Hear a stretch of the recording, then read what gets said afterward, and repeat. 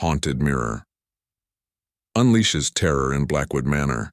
Have you ever looked into a mirror and felt a chill crawl up your spine, a whisper of something ancient and unseen? What if that mirror held more than just your reflection? What if it held a history, a curse, a gateway to something truly terrifying? Today we delve into the chilling tale of Blackwood Manor and the infamous looking glass that sealed its dark fate. And if you're brave enough to peer into the shadows with us, make sure to hit that like button and subscribe to our channel for more tales of the unexplained. Our story begins not with a bang, but with a silent, shimmering surface, an antique piece of craftsmanship that found its way into the sprawling Gothic Blackwood Manor in the heart of rural Massachusetts. The year was 1888, a time when gaslight flickered and superstition still held a tight grip on the imagination. The manor itself was already steeped in local legend, its previous owners plagued by misfortune and untimely ends.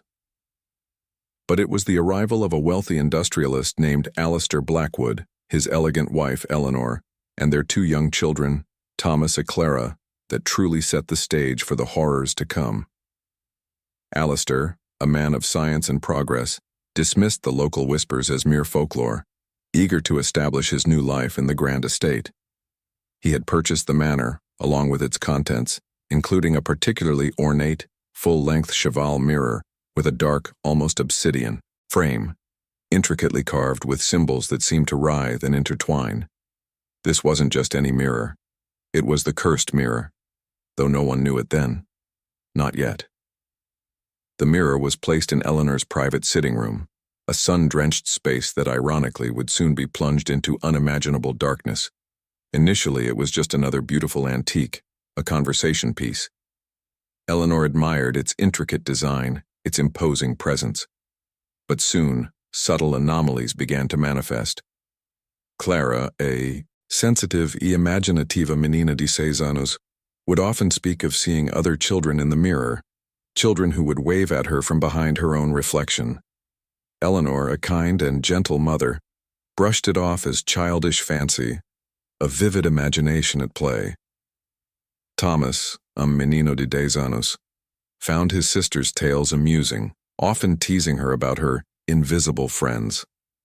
However, the playful innocence of Clara's observations soon took a sinister turn. O cachorro da familia Blackwood, terrier animado chamado Buster, began to exhibit strange behavior around the mirror. He would growl, his fur bristling, at the seemingly empty reflection, sometimes barking furiously at nothing visible to human eyes. Alistair, ever the rationalist, attributed it to the dog's aging eyesight or perhaps a draft. But Eleanor felt a growing unease. She noticed a peculiar coldness emanating from the mirror's surface even on the warmest days. And sometimes, when she glanced at it quickly, she swore. She saw fleeting, distorted images in its depths, images that vanished the moment she focused. The timeline of incidents escalated rapidly. One evening during a dinner party, Amlaket de Heranza Valioso, da mãe de Eleanor, vanished from her dressing table, which was directly across from the mirror. A thorough search of the manor yielded nothing. A week later, a serva da familia Blackwood, uma mulher firme chamada Martha, reported hearing faint, mournful cries coming from Eleanor's sitting room. Late at night, cries that seemed to echo from within the mirror itself. Martha was known for her steadfastness and lack of fanciful notions, making her account all the more unsettling. Alistair, beginning to feel the strain, dismissed Martha's claims, attributing them to a vivid dream or the manor's old pipes. Yet he found himself checking the locks more frequently, his scientific certainty slowly eroding under the weight of the inexplicable. The emotional toll on the familia Blackwood was undeniable. Eleanor grew withdrawn, her once vibrant spirit dimmed by a pervasive sense of dread. She spent less time in her sitting room, actively avoiding the mirror's gaze. Clara, on the other hand, became increasingly fascinated, almost entranced by it. She would spend hours in the room whispering to her reflection or perhaps to those other children she claimed to see. Her parents, worried by her unusual behavior, tried to gently dissuade her, but Clara would become agitated, even angry when separated from the mirror. The turning point arrived with a chilling incident involving Thomas. One afternoon he was playing with his toy soldiers in Eleanor's sitting room, a rare occurrence as he usually avoided the room.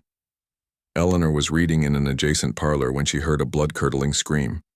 She rushed in to find Thomas huddled in a corner, trembling, his face ashen. He was pointing a shaky finger at the mirror. Between gasps, he recounted seeing a skeletal hand reach out from within the mirror, attempting to grasp his toy soldier. Eleanor, for the first time, felt a wave of terror that transcended any rational explanation. The cold dread she had felt before solidified into a terrifying certainty. Something was deeply, profoundly wrong with that mirror. Alistair, confronted with his son's genuine terror, could no longer maintain his facade of scientific detachment. He hired local investigators, but their findings were inconclusive, attributing the events to the manor's age and the family's growing anxiety. Desperate, Eleanor sought the counsel de uma espiritualista local, uma mulher frágil com olhos azuis penetrantes, chamada Agnes Thorne. Agnes visited Blackwood Manor. The moment she entered Eleanor's sitting room, she recoiled, her face contorting in pain. She described uma entidade poderosa e malevolente presa dentro do espelho, feeding on fear and sorrow. She spoke of past owners, of tragedies linked to the mirror, of a gateway to a darker realm. Her words, though unsettling, resonated deeply with Eleanor's own growing convictions. Agnes described the mirror as a relic, criado seculos atrás por coven sombrio, imbued with a purpose to ensnare souls.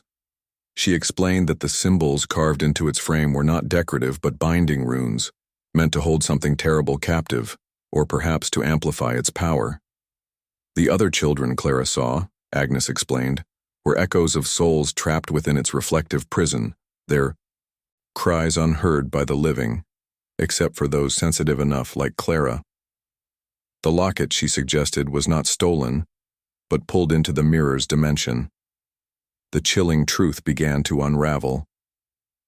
Agnes, after a series of intense, draining sessions, revealed the mirror's true origin.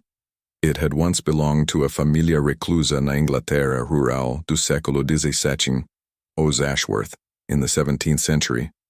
A filha da família Ashworth, uma jovem chamada Elara Ashworth, was said to have communicated with spirits through the mirror, eventually falling gravely ill and morrendo sob circunstâncias misteriosas. Her parents, consumed by grief and a desperate hope to reach her, consulted a dark coven. O coven sombrio, instead of bringing Elara back, amarrou uma entidade malevolente ao espelho, promising the Ashworths a way to speak with their daughter. But the entity was a trickster, a devourer of souls, and it eventually consumed the entire Ashworth family, leaving the mirror as a cursed artifact, passed down through generations, each owner meeting a tragic end.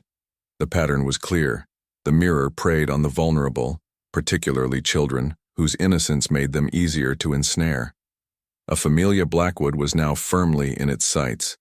Clara's constant interaction with the mirror was a grave concern. Agnes warned that the entity was attempting to draw Clara fully into its realm, to make her its next victim. The coldness, the fleeting images, the disappearing locket, Thomas's horrifying encounter, all were manifestations of the entity's growing power, its attempts to breach the veil between worlds. Alistair, though still struggling with the supernatural explanation, could not deny the tangible evidence of his family's deteriorating mental and emotional state. He tasked Agnes with finding a way to neutralize the mirror. She advised a ritual, a dangerous one, that would attempt to sever the entity's connection to the mirror and hopefully seal it away forever. The ritual required specific ingredients and conditions to be performed at the peak of a lunar cycle, under the light of a full moon. The night of the ritual was fraught with tension. Eleanor and Alistair, their faces etched with fear and determination, stood by Agnes. Clara was safely asleep, sedated by a gentle herbal tonic. Thomas, though terrified, insisted on staying with his parents, a small, trembling figure in the dimly lit room. Agnes began her incantations, her voice a low, rhythmic chant that filled the room. She placed ancient herbs and protective symbols around the mirror, their faint glow casting dancing shadows. The air grew heavy, thick with an unseen presence. The mirror began to hum, a low, resonant vibration that seemed to penetrate their very bones. The temperature in the room plummeted, their breath fogging in the frigid air. Suddenly, the mirror's surface rippled like disturbed water. Images flashed within it, distorted faces, skeletal figures, scenes of unimaginable suffering.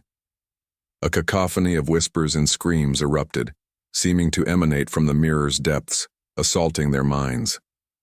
Thomas cried out, clutching his father's leg.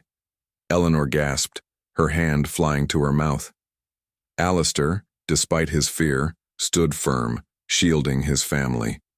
Agnes, her face contorted in effort, intensified her chant, pouring all her energy into the ritual. The air crackled with raw spiritual power. A dark, shadowy form began to coalesce within the mirror, its eyes glowing with malevolent intent. It lunged forward, pressing against the glass, its ghostly hand reaching out, mirroring the one Thomas had seen. But this time, it was stronger, more defined. The mirror itself seemed to groan under the strain, fine cracks beginning to spiderweb across its surface.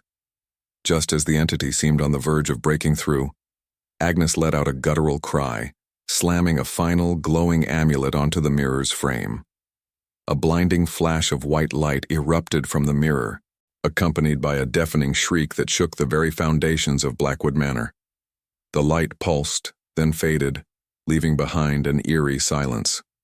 The mirror, now completely opaque, its surface a uniform, impenetrable black, no longer reflected anything.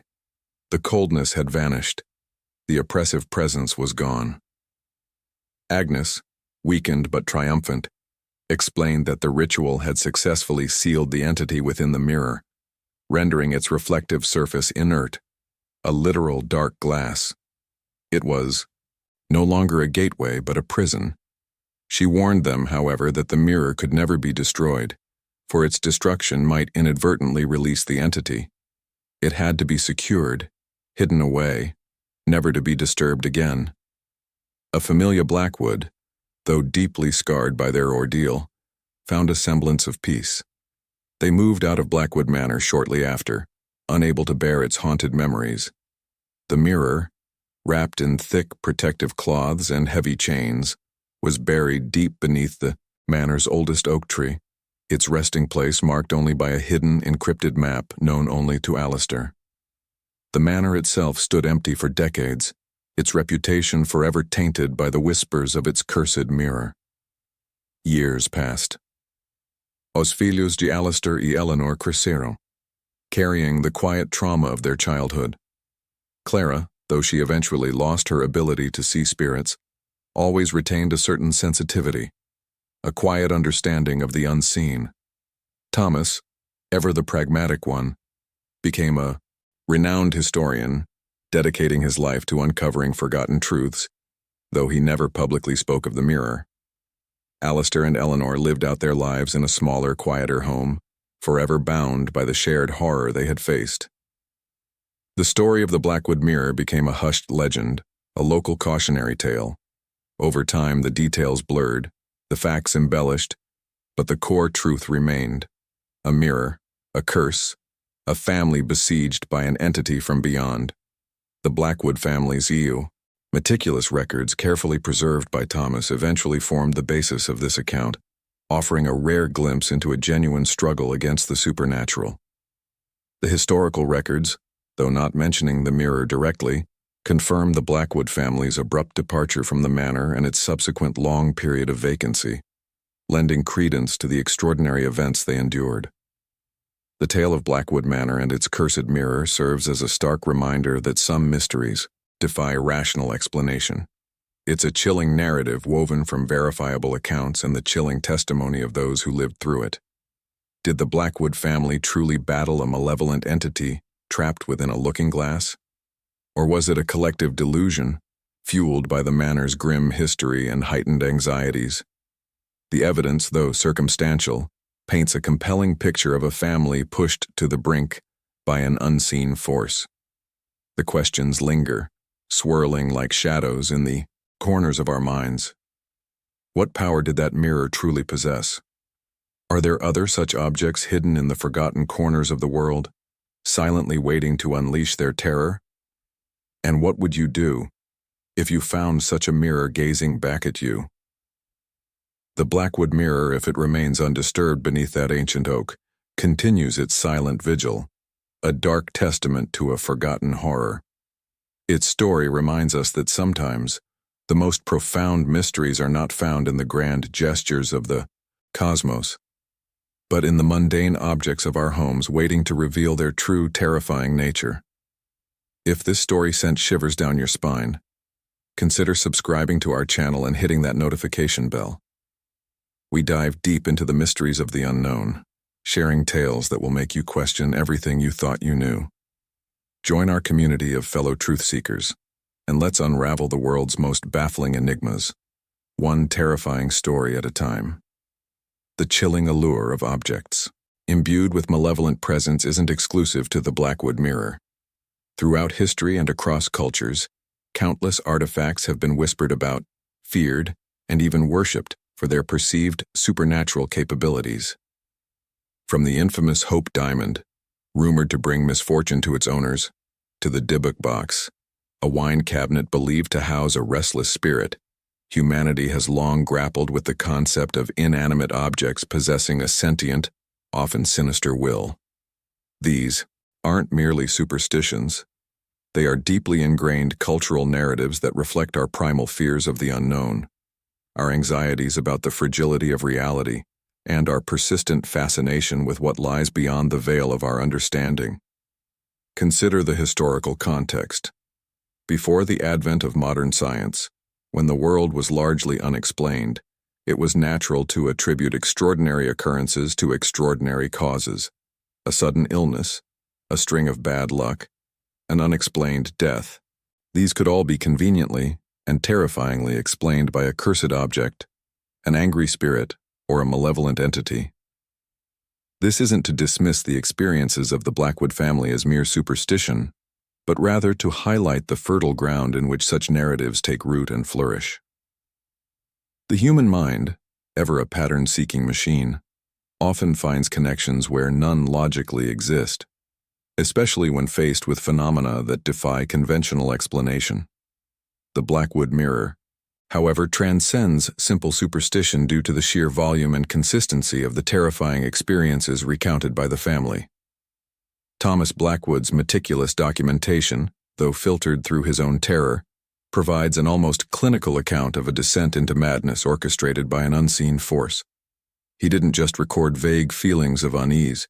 He chronicled specific, horrifying events, distorted reflections, disembodied voices, physical manifestations of cold and fear, and the systematic psychological torment inflicted upon his family. This level of detail elevates the Blackwood account from a mere ghost story to a compelling case study in paranormal phenomena. What if the mirror wasn't merely a vessel for a malevolent entity, but rather a conduit, a portal to another dimension? This concept, often explored in speculative fiction, gains a chilling resonance when applied to the Blackwood Mirror. The distorted reflections, the shifting perceptions of reality, the feeling of being watched from within, these are all hallmarks of interdimensional breaches. Perhaps the entity wasn't trapped in the mirror, but rather using it as a window, a point of entry into our world, slowly but surely eroding the boundaries between realms. The Blackwood family unknowingly had stumbled upon a gateway, and the entity on the other side was eager to cross. This perspective opens up a terrifying new avenue of thought. If the mirror was a portal, then the entity wasn't just observing. It was actively attempting to manifest, to gain a foothold in our reality. The psychological torment, the manipulation of perceptions, the gradual escalation of phenomena, These could all be interpreted as a systematic process of weakening the barrier, of preparing the ground for a full-fledged invasion. The Blackwood family wasn't just being haunted, they were being probed, tested, and ultimately driven to the brink of collapse as the entity sought to establish its presence. The abrupt departure of the Blackwood family and the subsequent long period of vacancy at the manor takes on a new, more sinister meaning under this interpretation. They weren't just fleeing a haunted house. They were fleeing a potential interdimensional nexus. And the fact that the manor remained vacant for so long suggests that perhaps others, sensing an unsettling energy or experiencing similar low-level phenomena, were instinctively repelled. The land itself, after years of being exposed to such a breach, might have become tainted, a lingering scar on the fabric of reality. The mirror's supposed location, buried beneath an ancient oak, is also significant. Trees, especially ancient ones, have long been associated with spiritual power and as conduits between worlds in various mythologies. Could the oak have been chosen by the entity, or perhaps by some ancient protective force, as a means of containing or neutralizing the mirror's power? Or was it simply a desperate act by the Blackwoods hoping that the earth itself, a symbol of stability and rootedness, could absorb and neutralize the chaotic energy emanating from the cursed object? The symbolism is potent, regardless of the intention. The question of what the mirror truly possessed remains central. Was it a conscious, intelligent evil, or merely a device that amplified and distorted existing fears and anxieties? The Blackwood account leans heavily towards the former, the entity's seemingly deliberate torment, its targeting of individual family members, its ability to manipulate their perceptions. These suggest a degree of malevolent intelligence that goes beyond simple spectral activity. It wasn't just a residual haunting, it was a psychological warfare campaign, waged from beyond the confines of our reality. This leads us to consider the nature of such entities. Are they discarnate spirits, demons, or something entirely different? Beings from another dimension with their own incomprehensible motivations? The Blackwood narrative doesn't offer a definitive answer, and perhaps that's part of its enduring terror. The unknown is always more frightening than the known. The entity in the mirror remains an enigma, a faceless, nameless force whose true nature is only hinted at through its horrific actions. The enduring legacy of the Blackwood Mirror, even if its physical existence is now relegated to rumor and legend, lies in its ability to tap into our deepest, most primal fears. It challenges our understanding of reality, forcing us to confront the unsettling possibility that there are forces at play far beyond our comprehension. It reminds us that the mundane can be a gateway to the extraordinary, and that sometimes the most terrifying monsters are not found under our beds but reflected in our own eyes. And what would you do if you found such a mirror gazing back at you? This question, posed at the end of the initial account, is not merely rhetorical. It forces introspection, a chilling thought experiment. Would you be brave enough to confront it? Curious enough to investigate? Or would you, like the Blackwood family, be driven to flee, to bury the horror and hope it remains undisturbed? The answer for most is a terrifying uncertainty. The human instinct for self-preservation would likely kick in, but the allure of the unknown, the dark curiosity, is a powerful counterforce. The Blackwood Mirror, whether a genuine artifact of terror or a powerful, cautionary tale, serves as a potent reminder of the fragility of our perceived reality. It suggests that there are cracks in the veneer of the ordinary, and through those cracks, something truly ancient and malevolent can sometimes peer through. Its story is a testament to the enduring power of the unknown, and a chilling invitation to question everything we think we know about the world, and indeed, about ourselves. The very act of sharing such stories, of delving into these unsettling narratives, serves a purpose beyond mere entertainment. It's a way for humanity to collectively grapple with the unexplainable, to explore the boundaries of our understanding without having to directly confront the dangers. These tales act as a form of cultural inoculation, preparing us in a metaphorical sense for the possibility that the world is far stranger and more terrifying than we often allow ourselves to believe. They are a communal acknowledgement that some mysteries are better left undisturbed, and some objects, despite their innocent appearance, hold secrets that could shatter our perception of reality. The Blackwood Mirror, in its silent vigil beneath the ancient oak, if it truly lies there, continues to embody this profound mystery. It's a dark testament not only to a forgotten horror, but also to the enduring human fascination with the limits of our knowledge. Its story is a whisper from the past, a chilling echo that asks us to consider, what if the veil between worlds is thinner than we imagine? What if, in our pursuit of understanding, we inadvertently awaken something best left sleeping? And what if, just what if, the next time you glance into a reflection, something else is gazing back? The Blackwood Mirror's narrative, while steeped in the Gothic tradition of supernatural dread, also taps into a deeper psychological current. It's not merely about a haunted object. It's about the human mind's capacity for self-deception, for projecting its deepest fears and desires onto the inanimate. Could the mirror's malevolence be a reflection, quite literally, of the dark corners within the human psyche? The stories of its victims, often descending into madness or committing acts of unspeakable violence, could be interpreted not as direct supernatural influence but as the mirror acting as a catalyst, amplifying pre-existing pathologies or dormant destructive tendencies. The mirror, in this light, becomes a terrifying Rorschach test, revealing the monstrous within. Consider the historical context. The periods in which the Blackwood Mirror's legend flourished were often times of immense social upheaval, scientific discovery, challenging religious dogma, and a growing awareness of the darker aspects of human nature. The Enlightenment, while championing reason, also inadvertently paved the way for a fascination with the irrational and the sublime terror. The mirror, with its uncanny ability to seemingly reveal hidden truths or distort reality, would have resonated deeply with a populace grappling with a world rapidly changing and often unsettling. It became a focal point for anxieties about identity, sanity, and the very nature of perception. Furthermore, the recurring motif of the mirror as a portal or a window to another dimension is a powerful archetype across cultures. From ancient scrying rituals to modern quantum physics theorizing parallel universes, the idea that our reality is but one layer of many is deeply ingrained in the human imagination.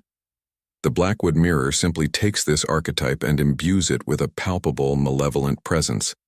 It doesn't just show you what could be, it actively draws you into its distorted reality, blurring the lines until escape becomes impossible. This isn't passive observation, it's active engagement with an entity that seeks to consume or corrupt. The tales surrounding the mirror also subtly explore the concept of forbidden knowledge. In many narratives, those who seek out the mirror are driven by a thirst for answers, a desire to peer beyond the veil, or to understand the secrets of life and death. The mirror, in its perverse generosity, often grants these desires, but at a terrible cost. The knowledge it imparts is not enlightening. It is corrupting, overwhelming, and ultimately destructive. This serves as a potent moral lesson, a warning against hubris and the dangers of pursuing truths that humanity is not meant to comprehend. It echoes the myth of Pandora's box, where the opening of a forbidden container unleashes untold horrors upon the world. The Blackwood Mirror is a Pandora's box of perception. Once opened, its contents cannot be unseen or unheard. The idea that the mirror chooses its victims, or that certain individuals are more susceptible to its influence, adds another layer of psychological intrigue. Is it targeting those who are already vulnerable? Those with a predisposition to mental instability or a history of trauma? Or does it actively seek out those with a specific spark, a latent connection to the supernatural, or perhaps a particularly vivid imagination that it can exploit?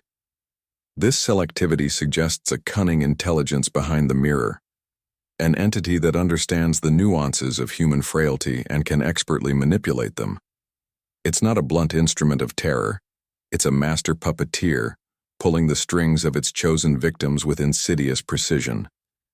Even the physical description of the mirror, its dark aged wood, the murky, often imperfect reflection, contributes to its mystique. It's not pristine, it's ancient, weathered, bearing the scars of centuries. This physical decay mirrors the moral and psychological decay it inflicts. The imperfections in its surface could be interpreted as portals, distortions, or even the trapped souls of its past victims, forever swirling within its depths. The frame itself, often described as intricately carved with unsettling symbols or grotesque figures, further hints at its unholy origins, a silent testament to the dark rituals or forgotten cults that may have brought it into existence. In our increasingly rational and scientifically driven world, the enduring appeal of such legends as the Blackwood Mirror speaks volumes. It's a testament to our innate need for wonder, for the inexplicable, and for the thrilling apprehension of the unknown. While science strives to demystify, these stories allow us to revel in the mystery, to confront our deepest fears in a safe, vicarious way. They remind us that not everything can be explained, not every phenomenon can be categorized, and that sometimes the most profound truths lie just beyond the edge of our understanding, shimmering darkly in the distorted reflection of an ancient, malevolent glass. Perhaps the true horror of the Blackwood Mirror isn't just what it shows you, but what it makes you realize about the vast, terrifying emptiness that lies just beyond the familiar. And in that realization lies a chilling and enduring power.